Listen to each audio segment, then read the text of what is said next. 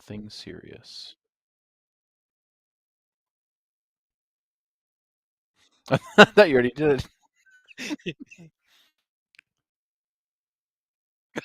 Mere minute.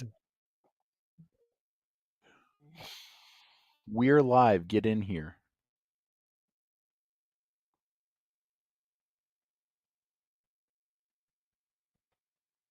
Seahawks Test podcast.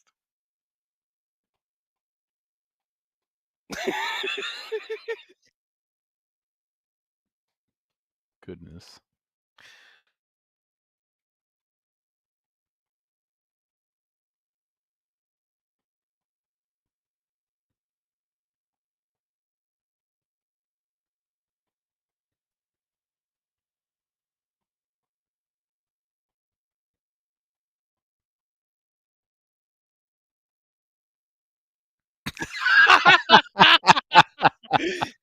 Welcome.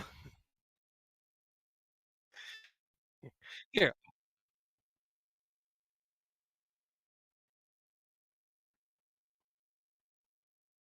Nathan's like that person that solves the Wheel of Fortune puzzle that is There, I very got you back. obvious incorrectly. Like, your goose is your moose is cooked. Sorry.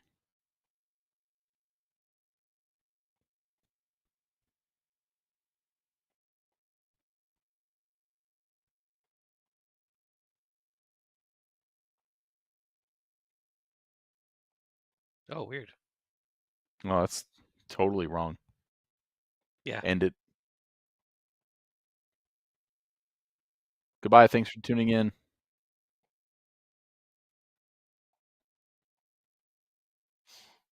Hello, hello. Come and find me. Hello.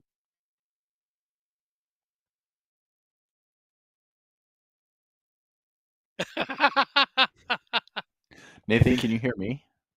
Smooth. Okay.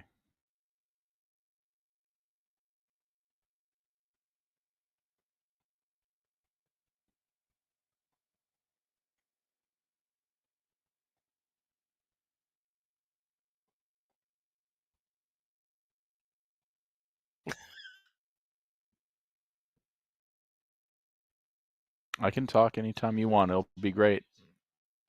We could both talk. We're talkers. And I'm done. Yeah, I'll say.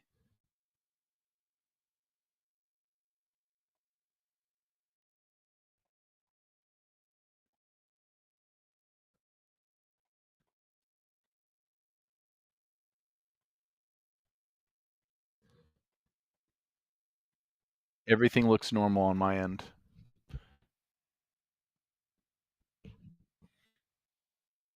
Point you just get at some point you just give up and the timer doesn't work and you can't figure out why and you just go.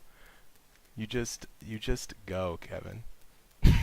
Sometimes life is a timer that doesn't want to work. We're All being right. philosophical. This is the first ever stream. It's going to be bad. I'm just warning you.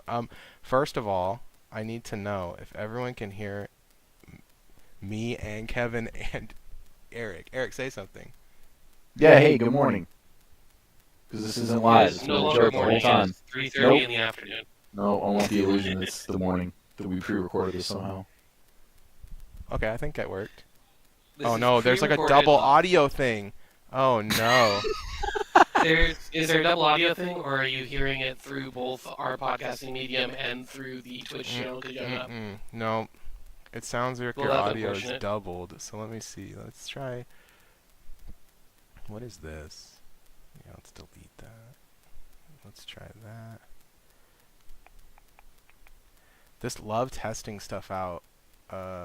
When I tested it with Brett on a different program, so this is why it's probably a little different. Everything happening now is happening I know what to now. do. I know what to do. All right. How about now? You guys talk and Gareth tell us if it worked. If it worked, what I did. All right. Eric and Kevin, you got to say something now. Oh, now I can't hear you though because thing. Okay, give me 5 minutes and then let me try to think my way around this problem. How do I?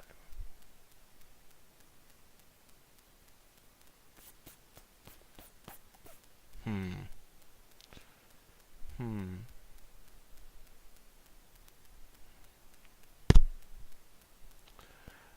It probably worked. I'm gonna.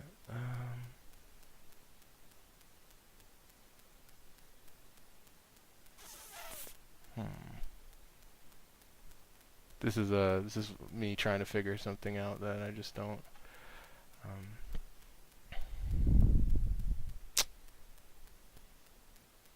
Eric, what do you think of that hockey game yesterday? Yes, I am. Oh, it was a lot of fun. A lot of fun. I enjoyed it. Never seen Medicine Hat before. I can't believe you wore a Utah sweater. Okay. I didn't know Couldn't you help were. myself. I didn't know you were a big Big clubber? Yeti. Yeah, big clubber. Whoa, I'm so relieved Yeah, that it's not going to be called Yeti. Yeah, Gareth, I am. I think it should be. I think Utah Hockey Club is great. It's kind of like a Washington football team. I'm a big fan. Hopefully it's You know Mammoth exactly or what you're getting. something dumber. I like they want to name it after the mountain range that nobody knows. So, did you hear they ended that, right? After a day. Oh, that was one of the 3 final names. Yeah, I was they- hoping for that one. That's so weird. They dumped it, and they put Outlaws in. They're like, after overwhelming commentary. Well, after overwhelming commentary, we want to sound like a USFL team. Correct.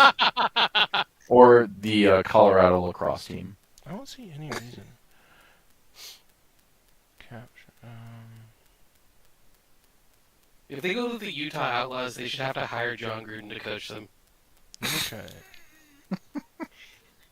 John That Gruden in hockey, blue I'll take line, it. Mike. Just throw the puck. Just throw the puck. Is anyone hearing our ridiculousness, Nathan? No, they are, but it's but there's an echo that I'm trying to solve. Hello. Especially when Kevin does one intentionally. When I tried to listen on Twitch, not only is it not synced up, but I didn't hear an echo. I'm not saying it's not there, I'm just saying I didn't hear it. Does the audience hear the echo? Mm, Because if Gareth not, with some then it would have wisdom. been what I said. So capture method for Well, Gareth is for reliable time. for I tend to desktop believe. audio. It is. I'm doing a window capture of the podcast program that we normally use.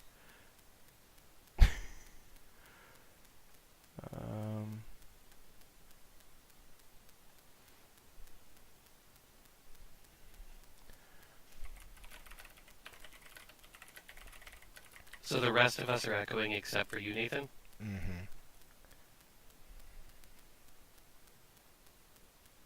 Oh, yeah, that's not good.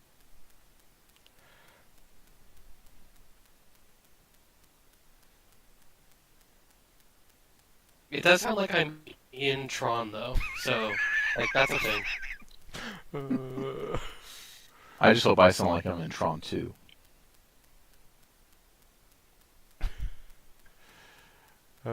Maybe we should have stuck with. Maybe I shouldn't have tried this. This is good. We're testing. Wait, you want to be in Tron also, or you want to be in Tron 2? TR2N. Tron 2. Okay. So is that for soundtrack only reasons? I like that movie. Beyond soundtrack. That soundtrack's really great, though. I don't want to be in it for CGI. Jeff, whatever Yeah, but his I name. don't have a desktop audio capture set up. Oh, I can. I can do this. Did this help? Here, Eric, say something. Let's find out. Yeah, let's find out. Did it work? Hey, Sounds wait, good to me because I can't hear myself. Yeah, Nope. let's see if that didn't work, Kevin. Oh no, I fixed No. it. Oh, Gareth says I fixed it, Kevin. So take that. All right, now let's pretend like none of that ever happened. I'll edit it out in post. You guys Production magic. figured something out. All right. Wait, I'm gonna have to fix some of my other. Oh no, that works for everything. Okay. All right. I'm trying to like mute my mic and unmute Twitch to listen to see it. Yeah, perfect. It's I'm a not genius. I'm a genius. Okay.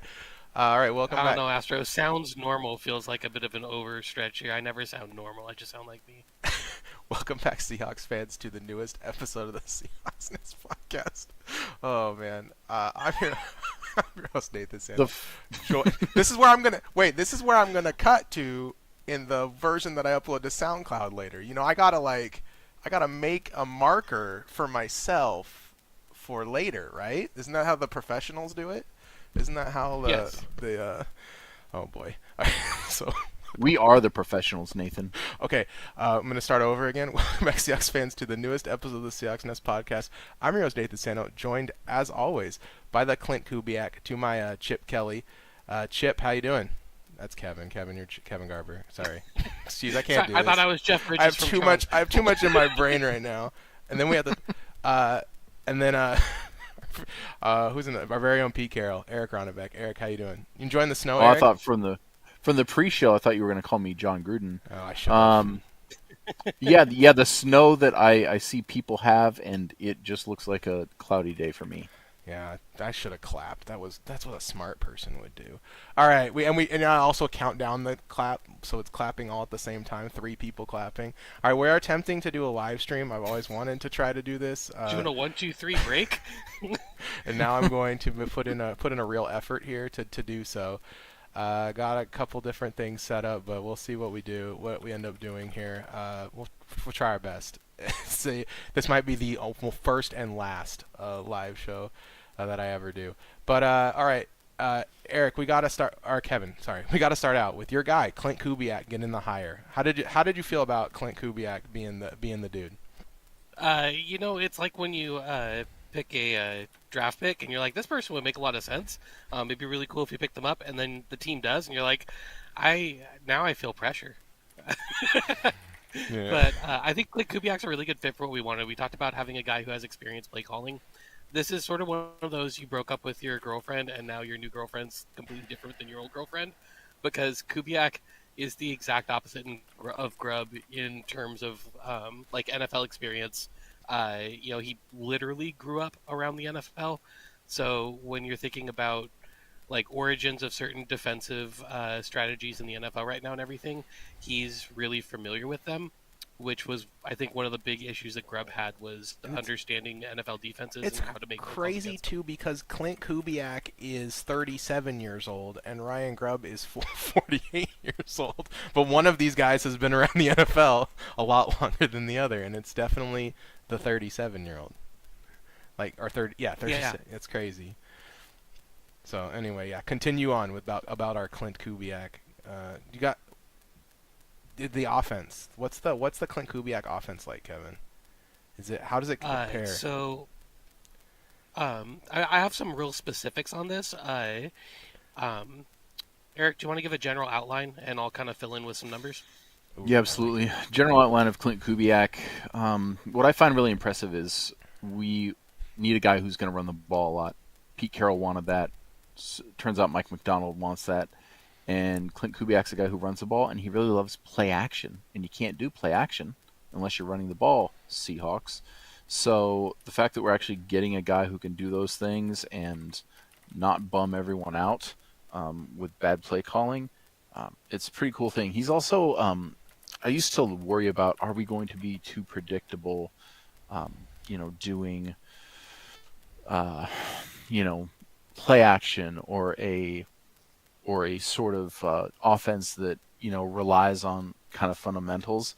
And reading up on offenses around the league, all the flash offenses, the big offenses aren't flashy, and the flash offenses don't stick around too long. So I think we're just getting a really good play caller, a safe choice also, and that's what I like about him. Yeah, he uses both inside and outside zone. A lot of people think about him running a really similar offense to what Shanahan does, and he does tend to run zone. I checked this out. So in 2021 with the Vikings and last year with the Saints are the 2 times he's been the primary play caller. He was a play caller for part of the Broncos season, but in 2022, but it's kind of hard to parse out those stats. So looking primarily at those 2 seasons, let's see. So in 2021 with the Vikings, Cook and Madison were their two main running backs. They had 293 zone runs and 89 gap runs. Uh, in 2024, with Kamara and Jamal Williams being the primary backs, they had 245 zone runs and 83 gap runs. So it does like heavily favor zone runs, but they do use gap run schemes, which means that you can run play action fakes for either style of blocking. One of the big problems with Grubb's offense last year was we ran a play fake for an outside zone run that we didn't use. And like there were just a lot of tells. Like our play fakes and our play action didn't match a lot of the plays that we were calling. We had the tunnel screen that worked at JSN and a couple other little screens that were working, but pretty soon after they watched the film, it became really clear when those were going to happen.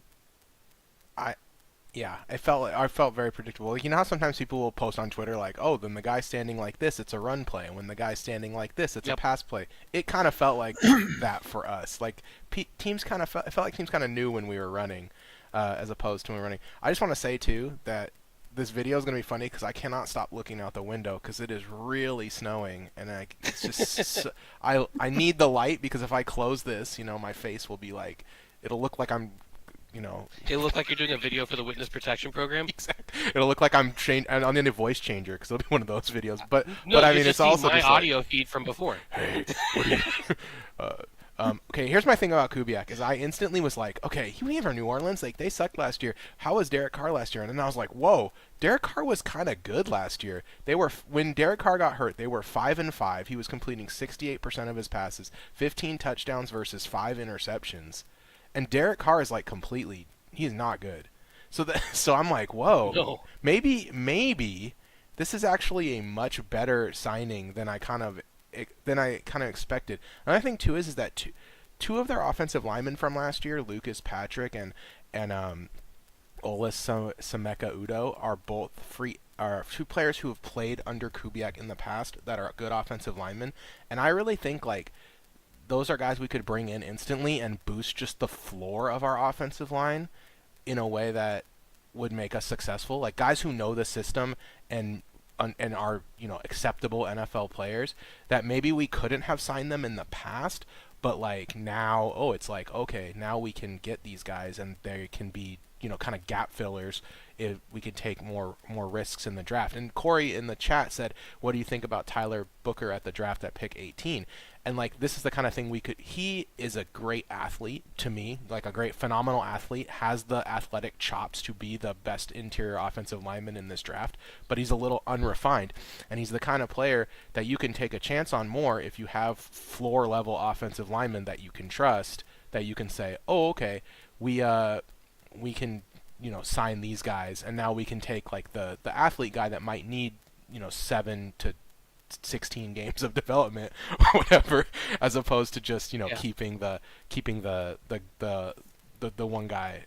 And so like I would be totally fine with that, especially if we pick up some floor guys out of free agency. To back what you're saying, last season, Cesar Ruiz and Trevor Penning had their best seasons of their career. Now, for them, that meant being passable NFL offensive linemen, but it kind of has to do with what we were talking about. Like, the goal of this, again, it'd be inaccurate to call it the Shanahan offense, but Kubiak and Shanahan, like, Mike Shanahan's kid and Gary Kubiak's kid, obviously both kind of grew up with the same West Coast background. And a lot of the tenets of the offense, a lot of the philosophies of the offense are the same. And one of the big goals is to try and make every play look the same. And that was the big thing that I noticed going back and watching those Saints offenses last year was they would run an orbit motion, and the orbit motion sometimes was used on a screenplay. Sometimes it was used on a fly sweep. Sometimes it was used on a run play, because the whole point was you run the motion and you see how the defense adjusts to it, and you kind of base everything on that. Like there's a number of different actions within the offense that are basically designed to take your understanding of the defensive rule that you're running against, what it does to the players in the box, and then put those players in a bind. Like if the linebackers are dropping into coverage, um, then you are running a lot of inside zone plays or like kind of counter plays that have that linebacker that's now out of the box. You're running into the spot where they were. So then when they take the false step inside when it turns out to be a pass play on play action, then like your Texas route for your running back is wide open. It creates a lot of these kind of easy yardage pickups. And then if the defense sucks up to be able to take away those, then you have a play like a seam shot or something down the sidelines that are kind of your big chunk plays, which we should be very familiar with. This is how Kyle Shanahan's offense has absolutely been a nightmare for us on multiple occasions. Yeah, and another thing too is like, Elliot asked in the chat, who's the guys you could see getting a big productivity boost from the Kubiak hire? DK Metcalf, Rashid Shaheed last year, and like these speedy kind of wide receivers, he's willing to just run guys out there in a straight line in a way that I felt like Grubb was not. Like Grubb was not gonna just like have DK unless he was just the complete decoy on the play. You know, like he takes those routes are taken more seriously. I feel like, and guys like Rashid Shaheed and Marquez Valdez-Scantling had big games in the New Orleans offense last year, in a way that I think DK could emulate really quickly and really improve upon his kind of mediocre stat line from last season. That I think, speaking of DK, I think gives me an opportunity to kind of dovetail in Eric here. Eric, there's like rumors now in the rumor sphere, the kind of like, you know how like there's there's like actual reporters and then there's like Twitter people who will report things and they're sometimes right. Oh, like Myles Garrett? Absolutely, I know. Well, okay, so like the lower level people are saying that there's a DK extension coming, likely in the neighborhood of like 390, 3 years, $9 million. Take him through his age, I think 31 season, which is pretty much what we were looking for if we said they did a DK extension. So there is still like a lot of people doing DK trade rumors, articles, and stuff like that. What would you think of the proposed 3-year extension for DK? I think okay, so do we trade DK or do we keep DK? Extension I'm fine with because you can still trade him after that. Not saying I want to, I'm just saying like you can always trade DK Metcalf if you want to. What I think people need to realize is kind of like when we were talking about getting rid of Pete Carroll or Russell Wilson. This was 4 or 5 years ago. And I said something about like be really careful what you wish for and don't get sick of winning, because although we're not really going anywhere right now, there's a chance that we can blow up the team and nothing good will come of it, and then you become the Chicago Bears. Being a Seahawks fan since I was literally, I can remember 5 years old watching the Seahawks with my dad, and I'm very old, everyone. Like I went through all the bad years. I went through the Bears years, and with DK, as much as he kind of drives me crazy, like not in a enjoyable way, but in just like where he just really bothers me with, some of his shenanigans. I'm not really into trading arguably our best player right now. Like I'm all in on keeping him if we can, unless you are given a deal you can't refuse. So that I'm guessing then that would mean we pay him like the $32 million that he's owed this year. I got this up on the screen for everyone to see.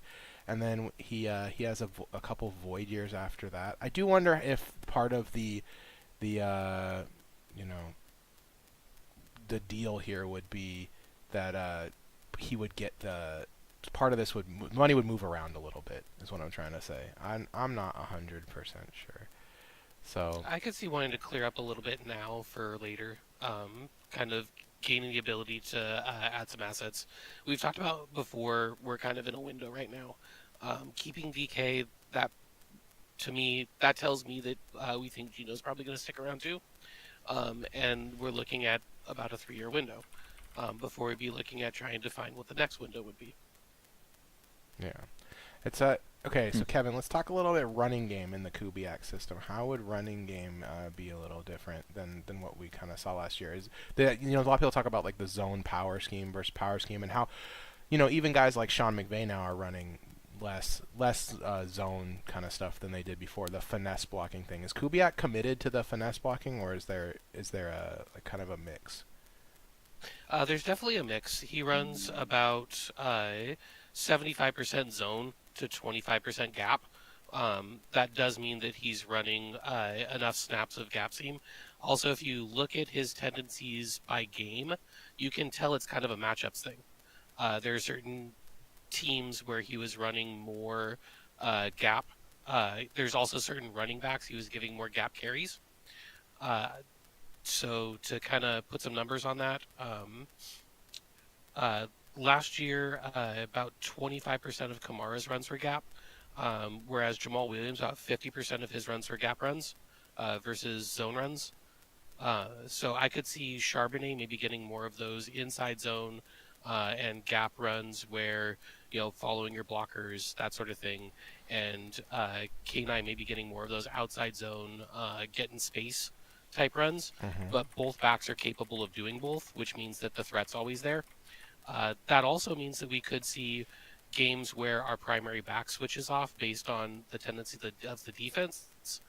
Uh, Something to remember is like Ben Johnson's offense came off of a similar tree, and so it wouldn't be shocking to see uh, kind of like a Montgomery Gibbs type of hybrid usage, where you kind of ride whoever the best player in the matchup is.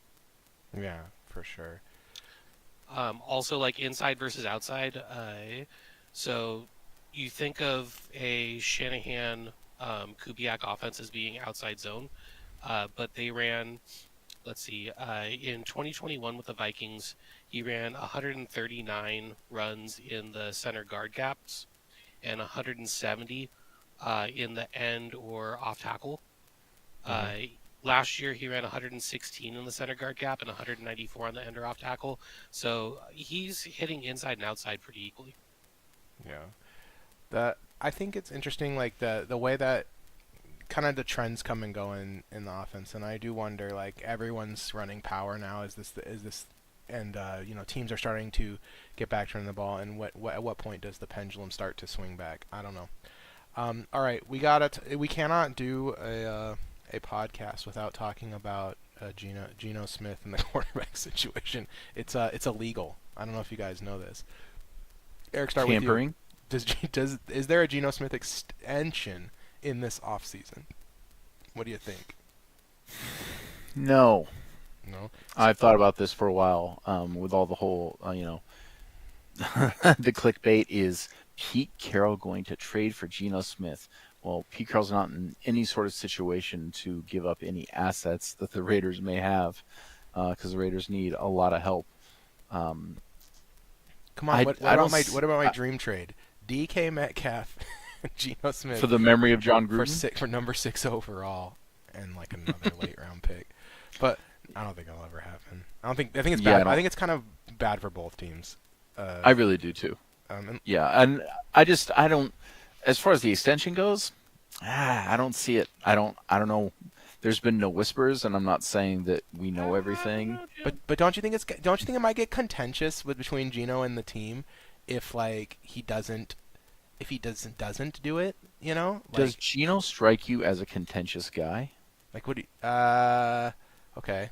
I see what you're saying. I also think Geno's the type of guy that would be like, yeah, I didn't get an extension. I'm going to go ball out, and you're going to be so mad that you didn't pay me and have to pay me more afterwards. Yeah, he will. Yeah. He will want the next contract for sure. He'll play hard for it. He's not going to go out there and just he's not going to hold out. I don't think Geno would hold out, but I do think that the Seahawks are in a weird spot with the Geno situation. It's just so awkward because there's a class of quarterbacks that can carry you deep in the playoffs, and we saw it this year, right? 3 of the final 4 teams had those guys.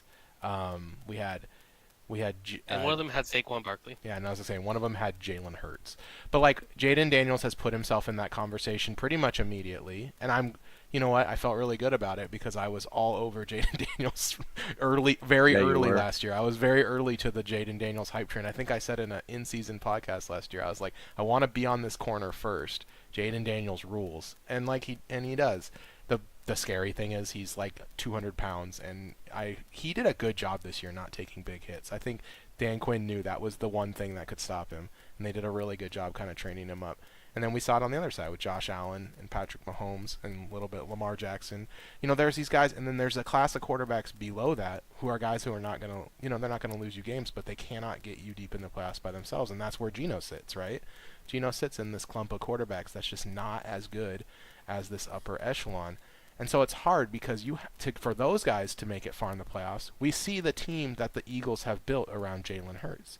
You have to assemble a lot of talent to carry the guy who's not as good as the top tier Yeah, quarterback. those 49ers teams that made it to the Super Bowl, they had to assemble a lot of really good players to make up for their quarterback being mid. And so it's just like, I don't know how much you want to invest in Geno, but I really don't want to have no one. And then another thing too is to get someone, you have to give up a lot, right? And let's just get into it. The draft quarterbacks this year, Kevin, I think Cam Ward is good, but the rest of them all have some significant number of question marks. Even Cam Ward does. Yeah, I'm about to say Cam Ward also has question marks. He just has enough green flags that the red flags don't completely scare you off him. Otherwise, I'm looking at a lot of are we really going to Kenny Pickett somebody up into the first round? And the answer is going to be yes, and it's going to be a problem. Okay, let's just go through let's go through the draft quarterbacks just really quick. I'll pull up I'll pull up Draft Buzz here on the screen, and we'll just look at quarterbacks here. So we'll go to Caveat being I haven't done my depth quarterback. Yeah, but you watch a lot of college football. I watch college football. Okay, here we go. So these are the quarterbacks. Okay, so they have Sanders first. So we'll do Sanders first. I don't have Sanders first, but Sanders. Okay, no. Sanders. How do I feel about Sanders? I feel like he's Tua that doesn't make great decisions, or like Baker but without quite as much of a cannon. He has he can make all the throws. I'm never going to deny that. He throws with anticipation. He's pretty polished in terms of the way he throws and the way he runs the offense, but he holds onto the ball forever in looking to make a play, kind of like Baker Mayfield style. And then he's not an amazing athlete, kind of like Baker Mayfield style. So oftentimes and you can see it if you watch Colorado games against bad teams and Colorado games against good teams. Because against the bad teams, he's a good enough athlete, he can run away from guys, and you're like, oh yeah, okay, cool. This is how this works. And then against good teams, it's like everyone chases him down and sacks him, and it's like, oh. And that's what's going to be like in the NFL, right? Those are the athletes he's up against in the NFL. He has to grow into the NFL role. He has the arm, and he does throw with anticipation, so I think he can make it. But it is worrying that he has the whole circus around him with his dad. Yeah, that's the other thing that worries me is I think his leadership and coachability, I think that's something you can question, because number one, his dad has been his coach, and number two, anytime something has happened that has restricted his statistics or anything, there's been this scapegoating of the offensive line in a way that would not work in the NFL. If he's getting sacked because he's holding onto the ball and he scapegoats his offensive line, he is going to get dragged in the NFL in a way that has not caught up to him yet in college. Eric, is Deion Sanders the Michael Jordan, the Michael Jordan of LeVar Balls?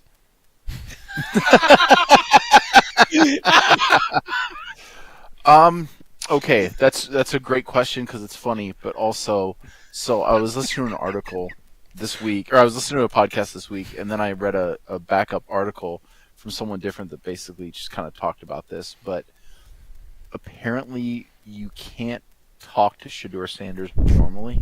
He's like Will Smith's kid or something. Oh. Sounds about right. Yeah, you're just not going to get anywhere with him. Nothing is meaningful to him unless it's his world. Oh, yeah. And that makes Dion the Michael Jordan of LeVar Balls, because I don't know, his kids are at least pretty normal and realize that, yeah, I don't listen to my dad. He's kind of Like He's kind of full of it. imagine you're like Brian Dable and you're like, oh, should we draft Shador Sanders? And then you gotta think in the back of your head like, yeah, if I want to get fired for Deion Sanders, like that's, it's like why would he ever do that? It doesn't make any sense. Like I don't know. I just feel like he's such an odd one of one case. Like he might be available at 18, and I wouldn't mind. I would be down for him at 18. I think that's a good kind of I would not. mid to late first is I think like where you can take the potential shot there and then we have the guy to bridge the gap while he kind of learns with the 1 year of Geno. But like that, I don't know. Someone's gonna pick him in the top 5, and it's gonna be probably disaster. Um, okay, then we've got let's see, Cam Ward. Cam Ward is good. He's exciting. Cam Ward, cause of and solution to all life's problems. He will throw 3 picks in the first half, so he can throw 6 touchdowns in the second half and win the game. He's very Jameis-esque in his approach to the game. Except he can run. Except he's got good movement skills. I think in a way that will make him a little bit easier to. I don't know. We'll see. We'll see if he can refine it in the NFL. You know, it's interesting. He has everything that you want. He just needs more seasoning, which is hard to say for an older prospect like that. Okay, then this next batch of guys, these are all like question marks. Jalen Milroe. And let's see. I'm wondering here if your next group of guys is as deep as my next group of guys. No, because these guys are like, there's one of these guys I put a little above the others, and all the rest are day 3 guys. I was gonna list these guys like all to 9. I was gonna go to number 9 on this list. So Milroe is toolsy, but it's kind of like drafting a slightly more polished Joe Milton. It's very scary because there is so much work to be done. Now we saw in the last game of the season that guys can do the work, right? And so then you got Quinn Ewers, sucks. Jackson Dart is like he's like Brett Favre, like out of a time machine, and it's not. I mean, and it's derogatory. Like that's not what modern quarterbacking is like anymore. That's not true. Jackson Dart never stole from underprivileged kids. All right, and he can run also. Riley Leonard, not good. Kyle McCord is just like if you want a park and bark, like you want a guy that just stands in the pocket and throws it. Same with but I don't think he's that much better than like Curtis Rourke, and he's the same kind of player. Dylan Gabriel, short. What runs an offense? But yeah, I guess if you want like the really bad Kyler, you could go for Dylan Gabriel, and then Will Howard, which is like every time you watch more Ohio State tape, you just start giving him less and less credit for what's happening because it's like all the other. So what I'm trying to say is that this is not this is a lot of words to say. This is probably not the draft where you like get the quarterback. I would just be surprised if more than like 2 of these 9 guys really turn out to be like long-term effective NFL players, even as like guys who are at the low like the 20th best quarterback in the league level. I would say like Milroe, Dart, and Leonard and McCord are guys that if you can get them in like the 4th round or later and like bring them along slow, they're guys that might be able to develop into something. Yeah, but none of them are guys that you expect anything early from, and they're all guys that you expect to like you're going, hey, I might get a good backup out of this. I think and then if you get anything more than that, cool. I think Milroe's going in the middle 1st round at the latest. I have a feeling someone's going to talk themselves into it. Probably right, or they'll get them at the very end of round 1. They saw what happened last year with Milton, and then they're like, oh well, we can like recreate that, and this guy is much farther along than him, and it's like true. He is a premier athlete who is much farther along. He has a cannon for an arm. His arm is crazy. And his rushing ability is like very, very good. Absolute bazooka. But yeah. All right. Like here's what I would say I'd say Sanders and Ward are fine with our pick if the team believes in them. I would say Milroe is fine in round 2, and I would not want to see any of these other guys before round 4. And my only adjustment to that is I would not take Sanders in the 1st round. Yeah. So okay. Let me go back to the big version of my face. Okay. All right. So we talked about Geno. This is hard because the place where I have my notes is now just like me looking at the stream controls. So it's like I need to start handwriting them now so I can have them down here. Okay, we talked about Gino, we talked about DK, we talked about the offensive coordinator. We talked a little draft. I don't really feel like there's much left other than to talk about the nightmare scenario that we are now facing as NFL football fans with the 2025 Super Bowl. Eric, when you found out that it was the Kansas City Chiefs versus the Philadelphia Eagles, what do you think? What'd you think?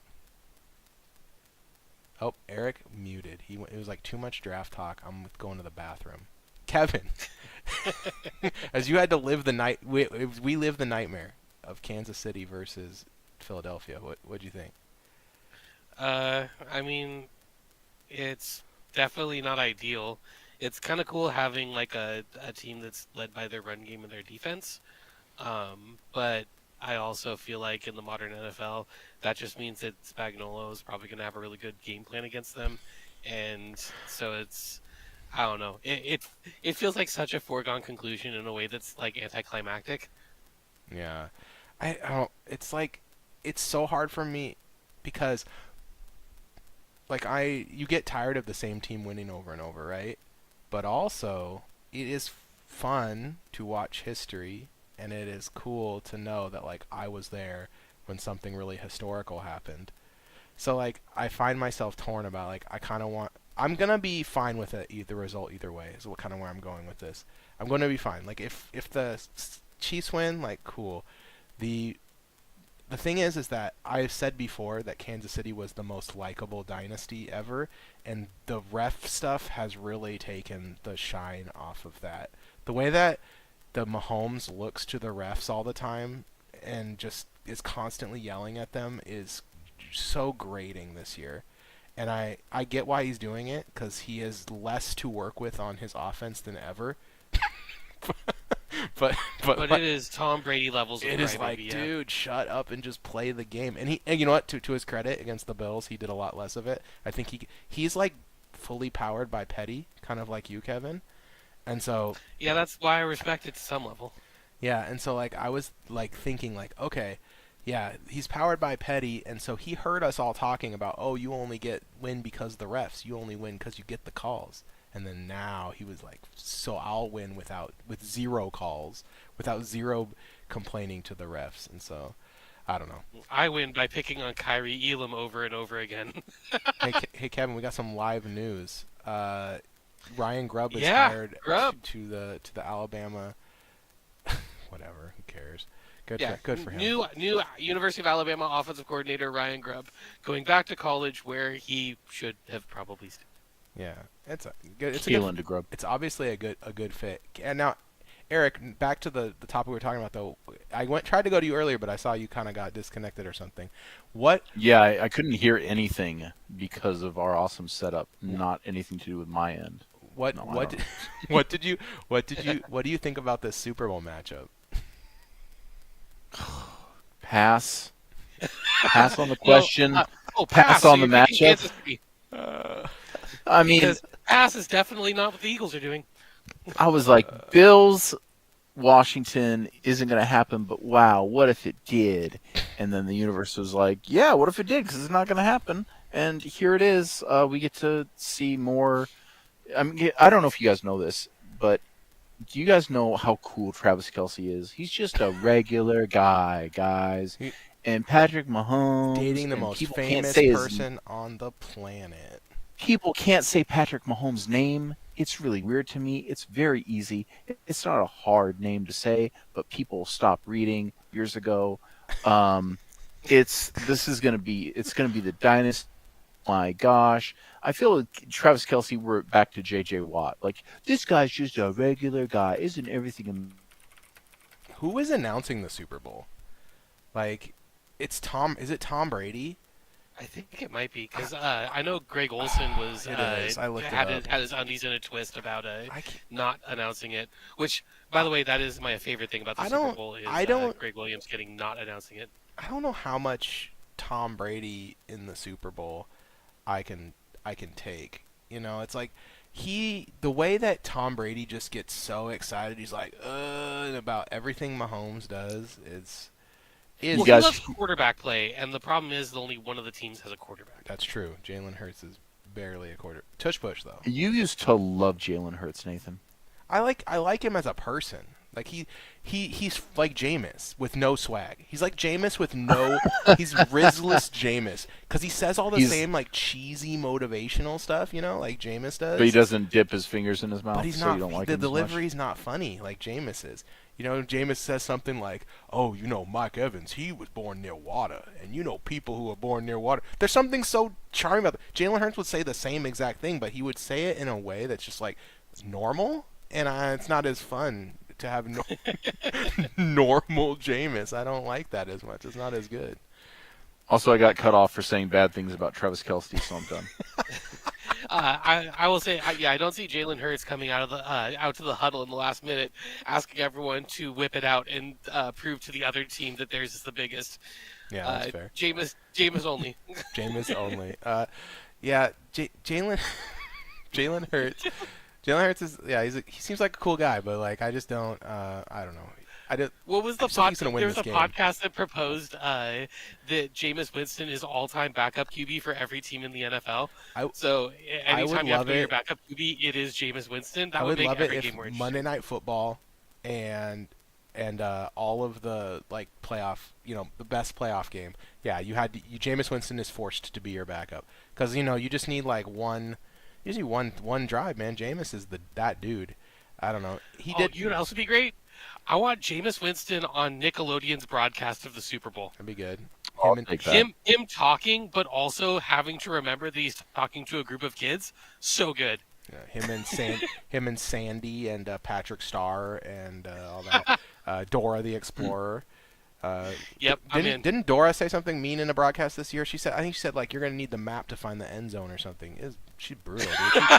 She's brutalized. She yelled for a backpack. Tough, dude. It's tough. Okay, I think we're ready to go to the old money zone now. Unless there's something else you guys think I forgot. Did I forget No, something? we good. All right. Well, there are many ways to support the Seahawks Nest podcast. The best way to do so, patreon.com/SeahawksNest for as little as $1.24 a month. Join Andy, Brett, Chad, Do It All for the Tucci, Evan, Flockness, Gavin, James, Jost, Lucas, Malcolm, Ryan, Samuel, Tom, Warwolf, Astro, Blake, Bob, Carl, David, Daniel, Foles, Jay, Michelle, Mike, Poops, Thomas, Brandon, Nick, and Chip in the Discord. Come chat with us and see what's going on. All right, here's what I'm gonna try for movie club today. We're just gonna play a game together. You guys ready? Actually, let's just play Balatro. Let's just play Balatro. Here we go. See, this is what I have. plays Balatro. This is what I have set up. Here we go. Let's see. Boom. That didn't work quite the way I expected. It went to like Steam. I don't know what the heck. It sure did. Let's see. Let me see if I can. Balatro is like behind this window. Let's get rid of this. Or maybe.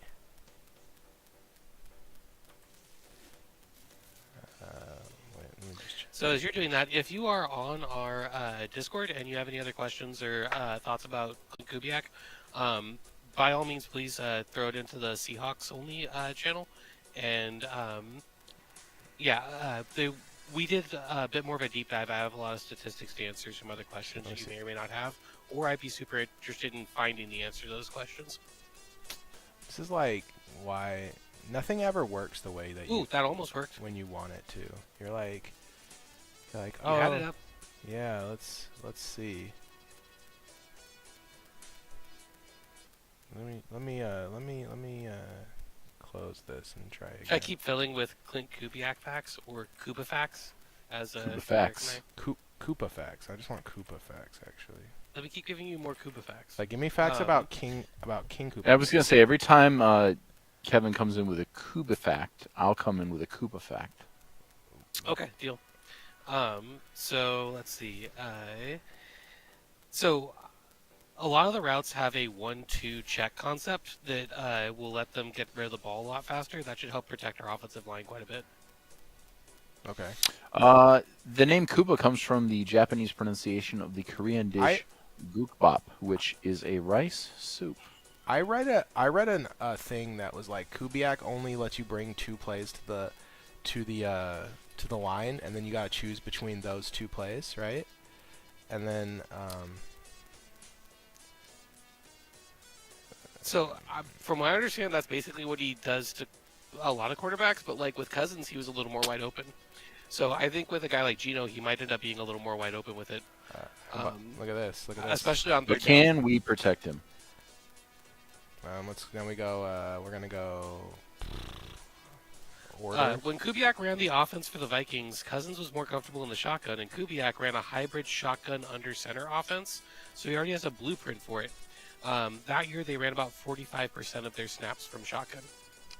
Ooh, I really don't want to see more shotgun, but who knows? We're I not there wonder if we're yet. going to see pistol too. Also, you told me you'd have a Koopa fact. I just gave Well, you yeah, but I gotta talk about, I gotta react to what you're saying. Besides that, let me pose a question to you I never guys. promised that. Do you know? Do you know what the original name of the Koopas were, guys? Man, I have not played this much. Show on Steam. creepers. Okay, Show let's creepers. do White Steak Abandon Deck. This is That a free was square. that was your nickname in college, right? That's still my nickname, Kevin. Whatever. That's not. Alright. I could do anything right here. It probably doesn't matter. Abandoned deck. Abandoned deck is well, I like to go for a full house. I would ditch my 5 lowest cards and try and get. I was just gonna go for seven. like an ace or a 6, but I guess I could go for the 2, 3, 5, 10. I don't think it really matters. Oh, I got the 6. No, because Curse- 4s and 7s curse- doesn't give you enough. Curse you, Kevin. Oh boy, we're cooked. You know Ludwig von Koopa is the oldest Koopaling? There you go. Full house 10s and 7s. That gives you enough. The goal number for that is what? 40? 75, right? No, like the cards. Your cards in the first hand. You have to add up to 40. Is it 41? I have to add up to. I don't know. The total bonus has to be 75 on anything with a times 4. If we weren't on White Steak, I probably would just pass. But because we're on White Steak, I'm just gonna open this. That's because it doesn't really matter what happens. Oh Yeah, boy. I would take the buffoon. Oh boy. All right, let's go. I guess we're taking the Baron so we can sell it. Yeah, Because the rares are worth more. I got my money back. Money back guarantee right there. I'm gonna skip this. I'm taking the risk. I'm risking it for the biscuit. You know how we do it. Ooh, yeah, go big or go home here. This is shaping up to be a reset. No way, we got this. Oh boy. Oof. Come on, club. Bone hurting juice. Come on, club. Oh boy. Death. Come on. This club flush is surely worth 520 chips. No, I played not so much. I played so loose right there. I kind of want to just go for okay. All right. Give me a good rare. Let's Eric, do you Balatro? No, not yet. I play mostly on Do you my like phone. math? Ooh, almost got that straight. Let's do this. It's fine. Then I only have to make like 150 from my other ones. Let's go diamond flush. How many diamonds I got? I got 5 diamonds, 8 spades. Whatever. Yeah, diamond flush. So, yeah, basically, like, this game is just like if you like math. If you liked math in school, you will probably like this game. Alright, let's Or if go. you're a millennial that had a fake account to do online poker. Oh, Burnt Joker's so good. Yeah, that's why you take the. Oh my gosh. Okay, I guess we're gonna try to build towards this. Oh dear. I don't know. Maybe not. I mean, I take take it and then we can always sell it later. Alright, normally I would just try to discard high card if I have Burnt Joker this early. So, I could do pair. Yes. I could do pair, though. I could do pair. I could do full house right here. Discard full house. Yeah, but I wouldn't. Yeah, it's very, very risky compared to. So let's do, let's keep the 3/4s. And then we'll discard here. Alright, that worked out pretty good. This probably isn't gonna make it to the audio portion. I'll probably just cut all of this unless we start BSing more. Nice We little we house. could play Jackbox. We could play stupid Jackbox games if you want.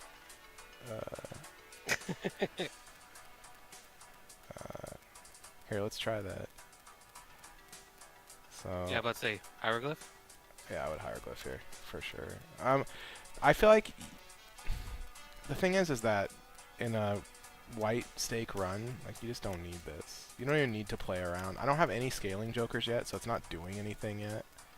You know, I guess I have burnt joker. It's gonna let me discard 3 more pairs, and then my pair is gonna be like level 4 already. That's pretty sick. Also, it gives you a chance at getting an earlier scaling joker if you get one in the next 3. That's true. All right, let's see if I can get Jackbox to work. Let's see if I can how I can do that. I've got to bounce off, so Oh, you have I to wouldn't be leave, able to stick actually? around for a full round. Yeah. All right, well then let's just call it. Let's just call it with a successful test, and yeah, it worked pretty good. We did it, Yeah. boys. Is the world truly ready? Well- Someone asked, is the world truly ready for Seahawks Miss Jackbox? Yes. Yeah. Yes, it is, and it's happening. Now that I know I can do this and it all works, it's absolutely happening. And Yeah, chat is 100% going to be able to control a player too, at least. yeah, at least at first, because we only have 3 of us. All right. For Eric, for Kevin, we'll see you guys next week. Go Hawks. Later.